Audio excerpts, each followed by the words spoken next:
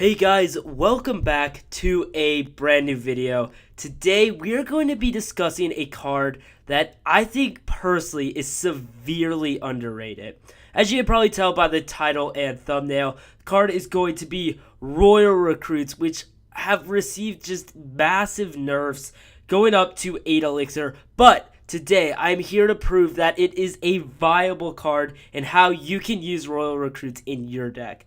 So the deck we're going to be focusing on today is this Golem Royal Recruits deck. Pretty heavy deck. It's a 4-6 overall, but we do have the Elixir Collector, and we got 3 support cards here in Bats, Goblin Gang, and Night Witch, plus double spells.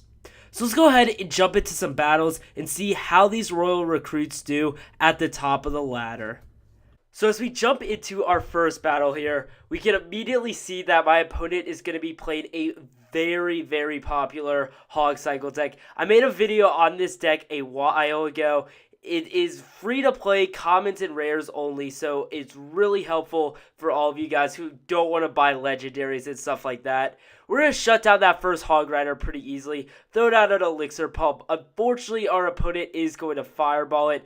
Good use of the Fireball, but it hurts us big time.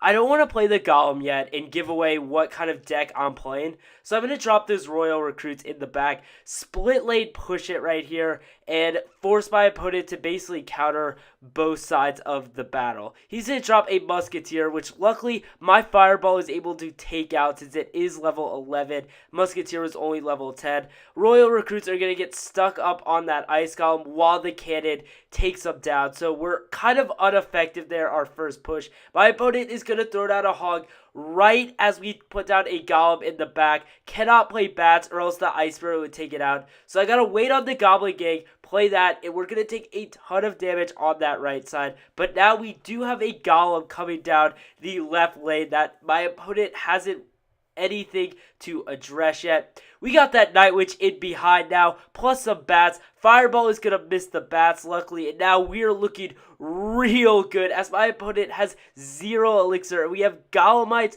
plus a Night Witch buried down on that left tower. In fact, that left tower is more than history as everything combines together, and we're going to get that first crown before we've even hit double elixir. There goes another elixir pump, and we're going to start to build up again so that we can really dominate here as we hit double elixir. We got the Golem and Royal Recruits ready to go. My opponent has not played anything in a while, so I'm pretty sure that he gave up, knowing that there was no way he could beat us since we have 2 8 elixir cards plus an elixir pump with double elixir coming. So that's going to basically wrap up the battle. We're going to get the 3 crown now. Check out all of the stuff we got coming down towards his towers. That's really just how you want to play this deck. Get the most beatdown you possibly can. Get the golems down. Get the support units in. And like that, you'll 3 crown and hopefully make your opponent quit as soon as you take that first tower. So in our second battle here, we're going to be going up against a bit of a harder matchup. We got Lava Ludian heading our way. We do have Bats in the Goblin Gang, which are able to kill air troops, but that's about it. We don't have any heavy air shooting troop like the Ice Wizard, like the Executioner, like the Musketeer. So we're going to have to play really smart here if we want to beat this deck.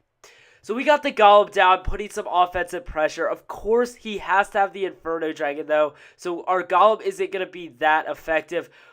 We are going to zap that Inferno Dragon just to make everything reset and play the Goblin Gang in on the Lava Hound. Get those Spear Goblins plus the Bats down.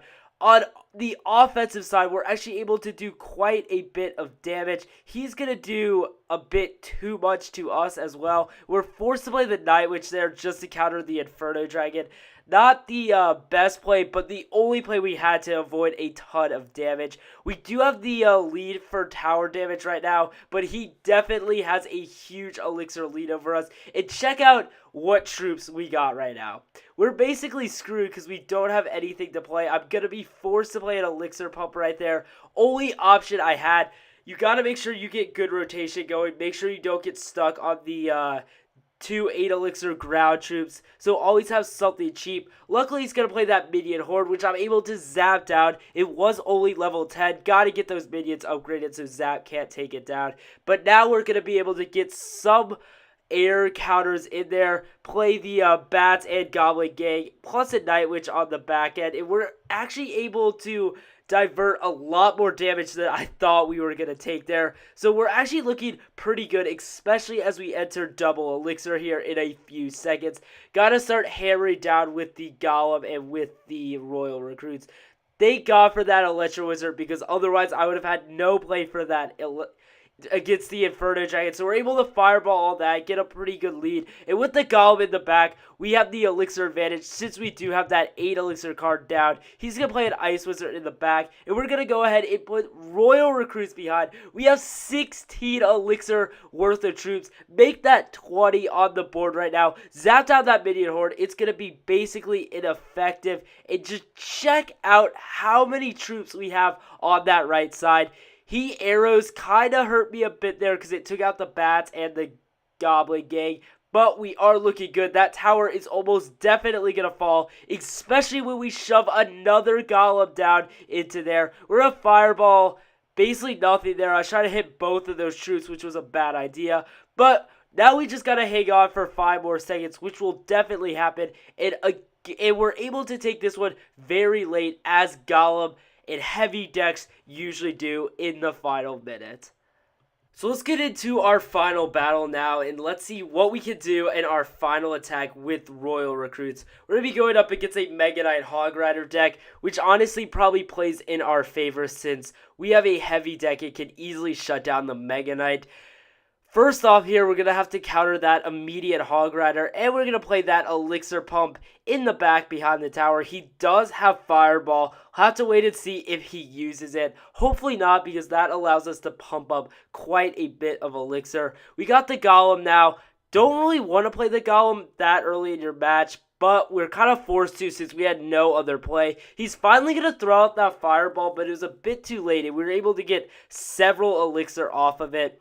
So now, we got that Golem coming down. We're going to add a Night Witch into that mix. Make it a bit of a party here. Got to take out that bowler there, so we're going to throw in some air troops in the bats. Arrows are going to come out, which is going to hurt us big time.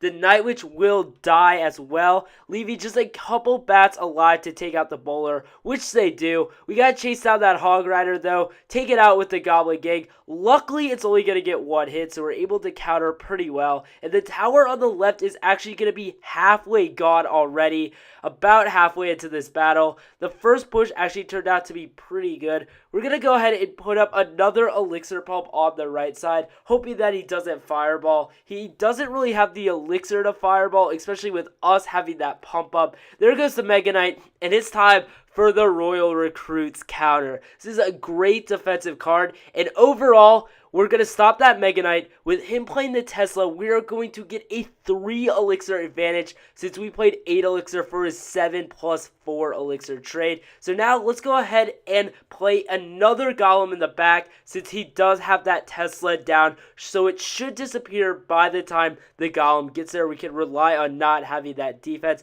We're going to zap down the guards for even more of an elixir trade. And we're about even in elixir before I played that Night Witch. And I have an 8 elixir card down on the ground. He ruins his elixir even more by playing that Fireball. It's kind of pointless at that point. And now we have Golem, Royal Recruits, Night Witch, and Goblin Gang all down. There is no stopping this at this point. He just has wasted his elixir while we have used ours greatly. Being able to build up with the Golem and the Royal Recruits. We already have enough elixir to play another Golem while my opponent had 4 elixir at the time.